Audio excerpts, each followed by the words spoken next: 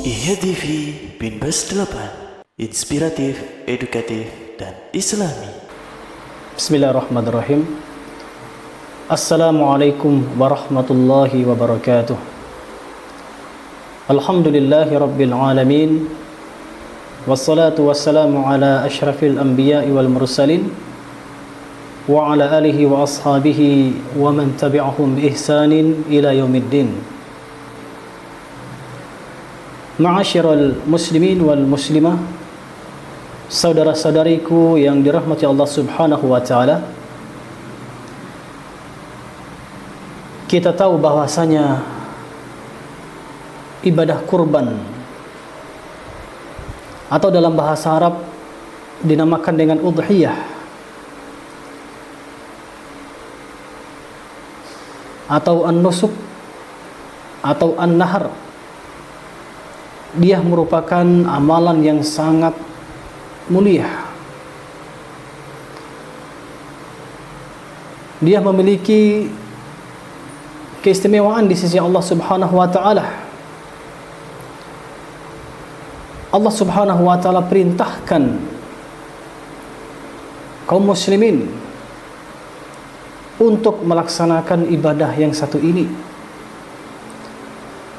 Di dalam Al-Qur'an surat Al-Kautsar ayat yang kedua, Allah Subhanahu wa taala berfirman, "Fashalli li rabbika wanhar." Dan salatlah engkau untuk Rabbmu, wanhar, dan berkurbanlah.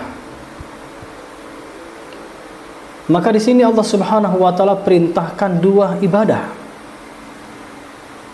Yang pertama, Allah Subhanahu wa taala perintahkan ibadah salat. Yang kedua, Allah Subhanahu wa taala perintahkan ibadah kurban. Ini menunjukkan bahwasanya amalan atau ibadah kurban adalah ibadah yang agung di sisi Allah Subhanahu wa taala. Kita tahu bahwasanya ibadah salat merupakan ibadah yang agung sehingga Allah perintahkan fasalli. Kemudian ibadah kurban juga merupakan ibadah yang agung. Ma'asyiral muslimin wal muslimah rahimani wa rahimakumullah. Kemudian di dalam Al-Qur'an juga surat Al-An'am ayat 162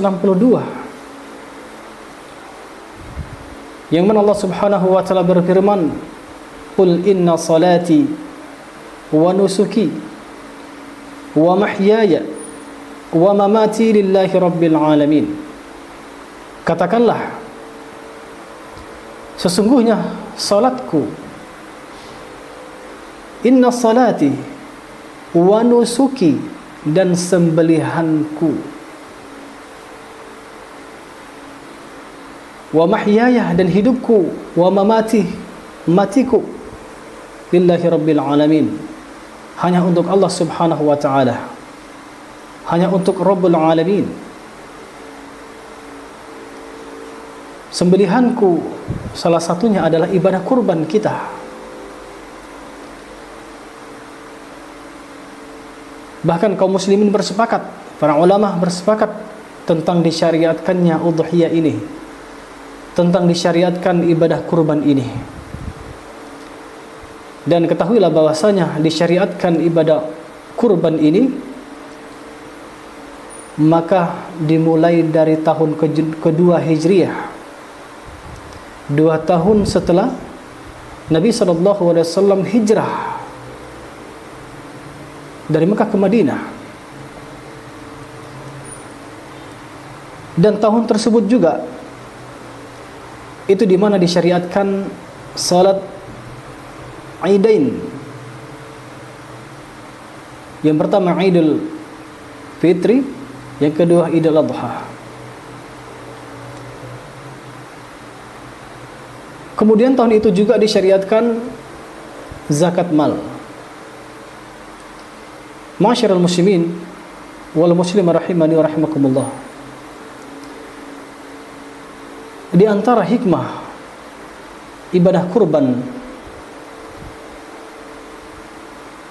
yang pertama bersyukur kepada Allah Subhanahu wa taala.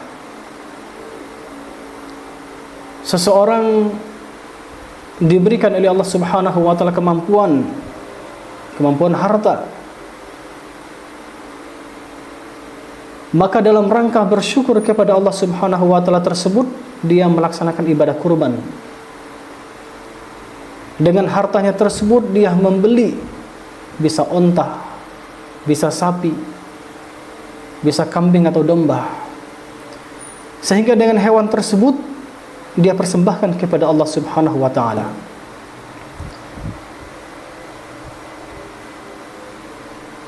Makanya di dalam Al-Quran surah Al-Kautsar Allah katakan, inna a'tainakal kautsar, sesungguhnya kami memberimu Al-Kautsar, nikmat yang banyak.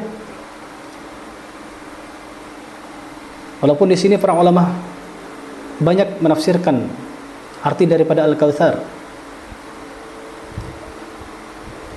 Kemudian ayat kedua Allah katakan, fasalli li rabbika wanhar, dan salatlah engkau untuk Rabbmu dan berkurbanlah.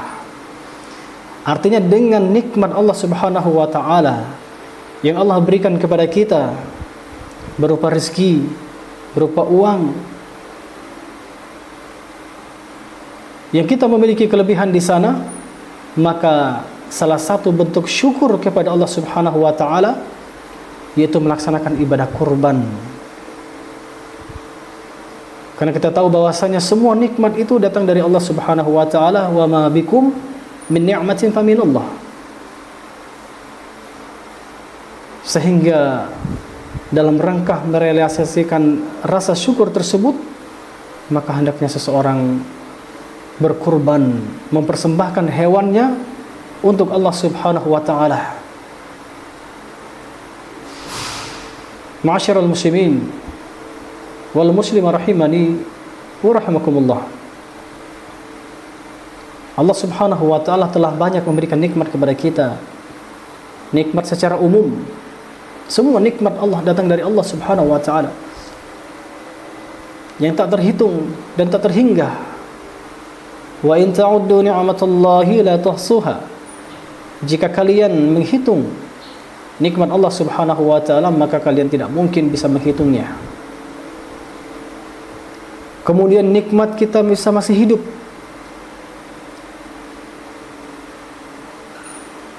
Maka dengan nikmat tersebut kita wajib bersyukur kepada Allah Subhanahu wa taala. Kemudian yang kedua, ma'asyiral muslimin rahimani wa rahimakumullah, di antara hikmah ibadah kurban adalah mendekatkan diri kepada Allah Subhanahu wa taala, meningkatkan ketakwaannya kepada Allah Subhanahu wa taala. Bagaimana ibadah kurban yang dia lakukan tersebut, yang puncaknya adalah dia semakin dekat kepada Allah Subhanahu wa taala, semakin meningkat ketakwaannya kepada Allah Subhanahu wa taala. Dan itulah makna daripada kurban, karena dia berasal dari kata qaruba, yaqrubu kurbanan, artinya dekat. Ketika seseorang berkurban, maka bagaimana yang dia dapatkan dari ibadah kurbannya tersebut semakin dekat kepada Allah Subhanahu wa taala, semakin meningkatkan ketakwaannya kepada Allah Subhanahu wa taala. Seseorang yang melaksanakan ibadah kurban, maka itu sebenarnya bukan hanya sekedar dia menyembelih saja, bukan hanya sekedar dia menyembelih kemudian,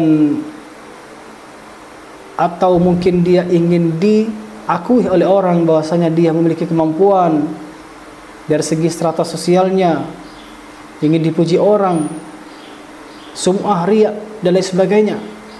Tetapi bagaimana ibadah kurban yang dia lakukan tersebut benar-benar ikhlas, mengharapkan pahala dari Allah Subhanahu wa taala.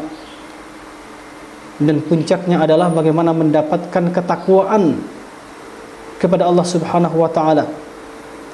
Makanya di dalam Al-Qur'an Allah Subhanahu wa taala sebutkan dalam surat Al-Hajj ayat 37. Allah mengatakan la yanalallaha luhumuha wala dima'uha. Daging-daging onta dan darah-darahnya itu sekali-kali tidak mencapai keridhaan Allah Subhanahu wa taala, tidak sampai kepada Allah Subhanahu wa taala. Jadi bukan dagingnya, bukan darahnya itu sampai kepada Allah Subhanahu wa taala. Walakin yanaluhu taqwa minkum. Akan tetapi yang sampai kepada Allah Subhanahu wa taala itu ketakwaan di antara kalian. Artinya apa? Artinya ketika seseorang berkurban, maka bagaimana ibadah kurbannya tersebut senantiasa mendekatkan dirinya kepada Allah Subhanahu wa taala, senantiasa meningkatkan dirinya kepada Allah Subhanahu wa taala. Kemudian hikmah yang berikutnya adalah dengan adanya ibadah kurban ini, maka mengingatkan kita akan bagaimana kesabaran Nabi Ibrahim alaihissalam dan juga Nabi Ismail alaihissalam. Nabi Ibrahim adalah seorang ayah, Nabi Ismail adalah seorang anak, yang mereka merupakan manusia yang luar biasa ketaatan kepada Allah Subhanahu wa taala, luar biasa kecintaannya kepada Allah Subhanahu wa taala, baik ayahnya maupun anaknya.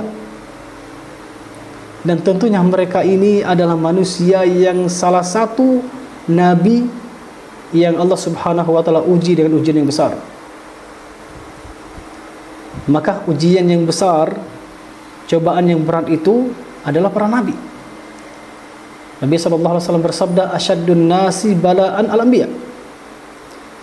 Manusia yang paling berat cobaannya yaitu para nabi.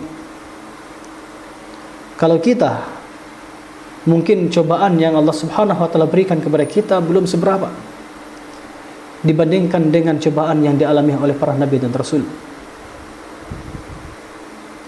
Ma'asyiral muslimin wal muslimin rahimani wa rahimakumullah. Nabi Ibrahim alaihissalam, beliau memiliki anak yang bernama Ismail, dan Ismail merupakan putra semata wayangnya, putra yang sangat beliau sayangi, putra yang sangat beliau cintai. Karena juga Nabi Ibrahim alaihissalam baru dikaruniai anak yang bernama Ismail tadi ketika beliau berusia 80 tahun. Jadi ini bukan waktu yang sebentar. Lama proses beliau menunggu kehadiran Nabi Ismail. Ini ujian juga yang dialami oleh Nabi Ibrahim alaihissalam. Kemudian ujian yang berikutnya adalah ketika Nabi Ibrahim alaihissalam bermimpi, dan tentunya pada waktu itu usia Nabi Ismail sedang usia-usia yang sangat produktif. Apa mimpi Nabi Ibrahim alaihissalam? Allah Subhanahu wa taala abadikan di dalam Al-Quran surat As-Saffat ayat 102. Qala ya bunayya. Nabi Ibrahim alaihissalam berkata kepada anaknya, wahai anakku, ya bunayya, wahai anakku, inni ara fil manam, sesungguhnya aku bermimpi, sesungguhnya aku melihat dalam mimpiku, anni azbahuka, sesungguhnya aku menyembelihmu. Nabi Ibrahim alaihissalam bermimpi menyembelih Ismail anaknya. Fanzur maza tara. Maka bagaimana pendapatmu? Karena mimpi tersebut berat. Yang beliau hadapi tersebut merupakan mimpi yang berat. Beliau bermimpi menyembelih anaknya, bayangkan. Dan tentunya ini merupakan perintah Allah Subhanahu wa taala.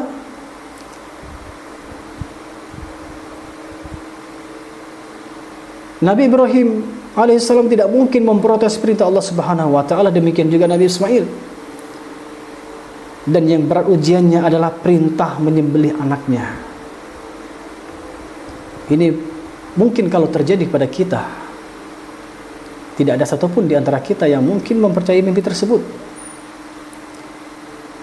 yang bisa melakukan perintah Allah Subhanahu wa taala tersebut. Maka dia ceritakanlah kepada anaknya Nabi Ismail terhadap mimpinya, bahwasanya dia bermimpi menyembelih anaknya.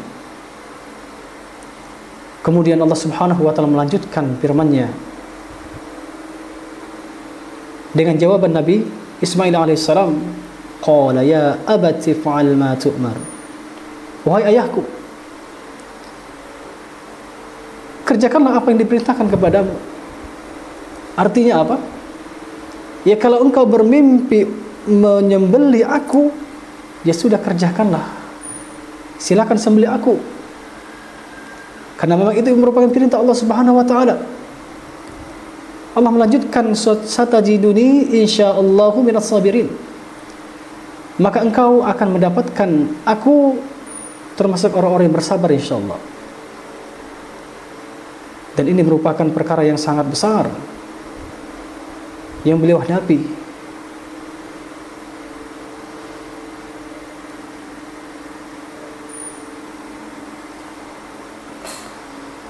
Aku bersabar dalam menghadapi ini dan mengharap pahala dari Allah Subhanahu wa taala.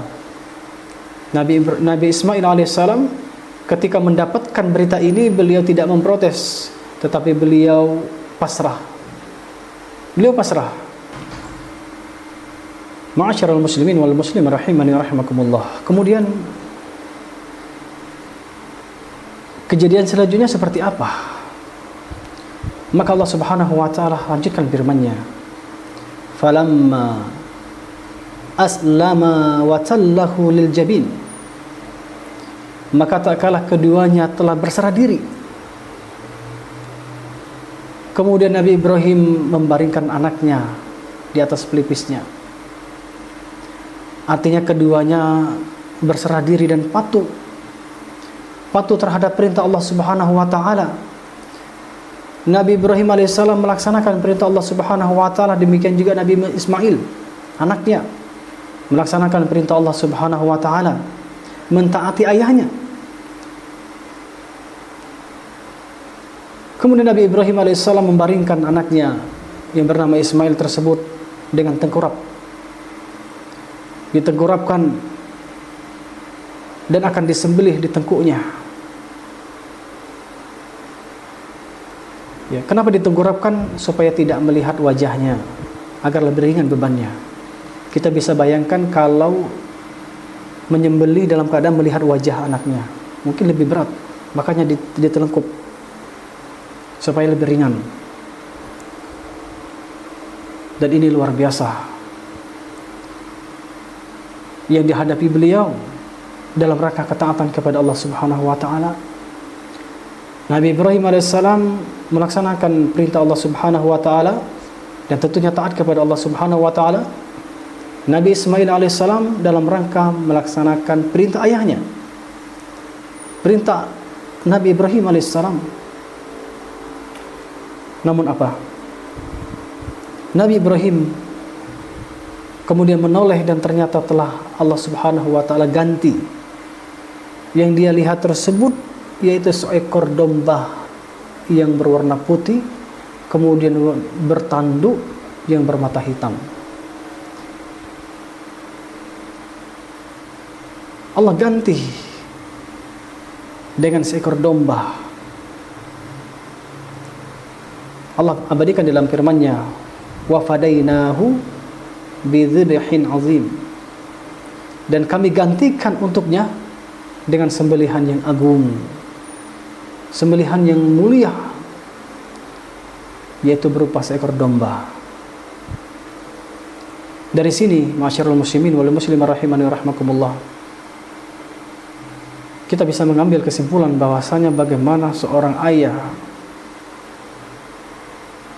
yang dia rela melakukan apapun, bahkan sanggup menyembelih anaknya dalam rangka melaksanakan perintah Allah Subhanahu wa taala. Seorang anak, dia tidak mau menentang kedua orang tuanya, tidak mau menentang orang tuanya, itu Nabi Ibrahim alaihissalam. Dan ini termasuk hikmah yang berikutnya adalah bagaimana seorang anak berbakti kepada kedua orang tua, melaksanakan perintah mereka selama perintah mereka tidak bertentangan dengan perintah Allah Subhanahu wa taala.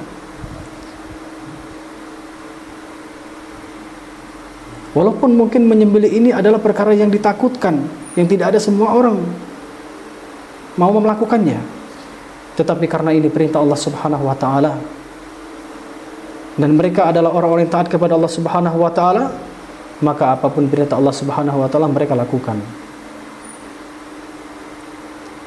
Dan inilah apa yang dilakukan Nabi Ibrahim alaihissalam, yang beliau menyembelih domba karena Allah ganti dengan domba. Syariat tersebut berlaku sampai sekarang. Itulah berkurban. Dan salah satunya adalah yang disyariatkan jenis hewan domba. Bisa domba, bisa kambing. Dalam rangka mengikuti ajaran Nabi Ibrahim alaihissalam, meneladani beliau. Nah, makanya ketika seseorang berkurban karena ini merupakan ibadah kepada Allah Subhanahu wa taala, maka hendaknya dia menjaga niatnya, bukan karena dipuji manusia. Namun bagaimana dengan kurbannya tersebut, dia senantiasa dekat kepada Allah Subhanahu wa taala, dan pada akhirnya dia semakin taat kepada Allah Subhanahu wa taala. Ma'asyiral muslimin wal muslimat rahimani wa rahmakumullah, demikian yang bisa kita sampaikan, mudah-mudahan bermanfaat bagi kita semuanya. Dan apabila ada salahnya, saya mohon maaf kepada Allah Subhanahu wa taala, saya mohon ampun. Wa akhiru da'wana anil hamdulillahi rabbil alamin. Assalamualaikum warahmatullahi wabarakatuh. IHTV Binbas 8, inspiratif, edukatif, dan islami.